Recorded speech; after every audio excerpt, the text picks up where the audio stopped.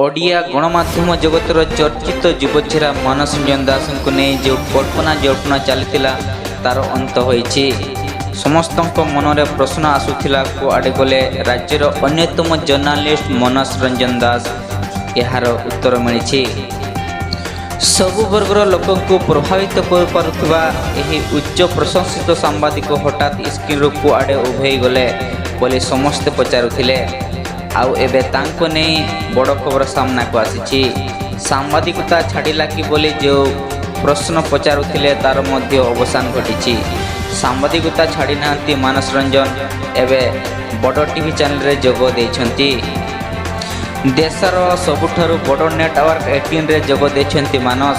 ସଫଳତାର ଶିଖର ଆଡ଼କୁ ମାଡ଼ି ଯାଉଥିବା ଓଡ଼ିଶାର ଅନ୍ୟତମ ଲୋକପ୍ରିୟ ନ୍ୟୁଜ୍ ଚ୍ୟାନେଲରେ ନ୍ୟୁଜ୍ 18 ଓଡ଼ିଆରେ ଯୋଗ ଦେଇଛନ୍ତି ମାନସ। ଆଉ ଖୁବ୍ ଶୀଘ୍ର ସେ ପୁଣି ଟିଭି ପରଦାରେ ଚମକିବେ। ନୂଆ ଚ୍ୟାନେଲରେ ନିଜର ସେହି ପୁରୁଣା ଅନ୍ଦାଜରେ ଓଡ଼ିଆ ସ୍ୱର ସାଜି ଗୁରୁତ୍ୱପୂର୍ଣ୍ଣ ପ୍ରସଙ୍ଗରେ ପୋଷ୍ଟମର୍ଟମ ଓ ସମୀକ୍ଷା କରିବେ। ତେବେ ସେ କେଉଁ ଶୋ କରିବେ ଏବଂ କେଉଁ ସମୟରେ ପ୍ରସାରଣ ହେବ ତା ଉପରୁ ଶୀଘ୍ର ପର୍ଦ୍ଦା ଉଠିବ ବୋଲି କହିଛନ୍ତି ମାନସ।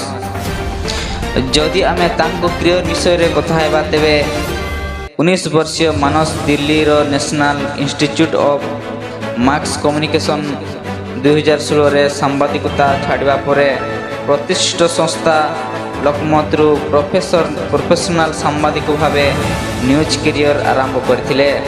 ତାପରେ ଜି ନ୍ୟୁଜ୍ କିଛି ବର୍ଷ କାମ କଲା ପରେ 2019ରେ ଓଡ଼ିଶାକୁ ଫେରିଥିଲେ। ଓଡ଼ିଶା ଗଣମାଧ୍ୟମ ଦୁନିଆରେ ସେ ପ୍ରଥମେ ନକ୍ଷତ୍ର ନ୍ୟୁଜ୍ ଚ୍ୟାନେଲରେ ଯୋଗ ଦେଇଥିଲେ। ଏହାପରେ ଅର୍ଥାତ୍ 2020ରୁ 2024 ଜୁଲାଇ ଯାଏଁ ସେ ଜଣାଶୁଣା ଟିଭି ଚ୍ୟାନେଲ କନକ ନ୍ୟୁଜ୍ରେ କାମ କରିଥିଲେ। ନ୍ୟୁଜ୍ ରୁମ୍ ଇଣ୍ଟରଭ୍ୟୁ ଥିଲା ମାନସ ସବୁଠୁ ଲୋକପ୍ରିୟ ଶୋ। ନିଜର ସ୍ୱତନ୍ତ୍ର ଶୈଳୀ ଯୋଗୁଁ ଖୁବ୍ କମ୍ ସମୟରେ ଓଡ଼ିଶା ଗଣମାଧ୍ୟମ ଦୁନିଆରେ ପପୁଲାର ଫେସ୍ ସାଜିଥିଲେ ମାନସ। ଆଉ ଶୀଘ୍ର ନ୍ୟୁଜ୍ରେ ଓଡ଼ିଆରେ ସେଭଳି କିଛି ପ୍ରୋଗ୍ରାମ ନେଇ ଆସିବେ ବୋଲି କହିଛନ୍ତି ମାନସ।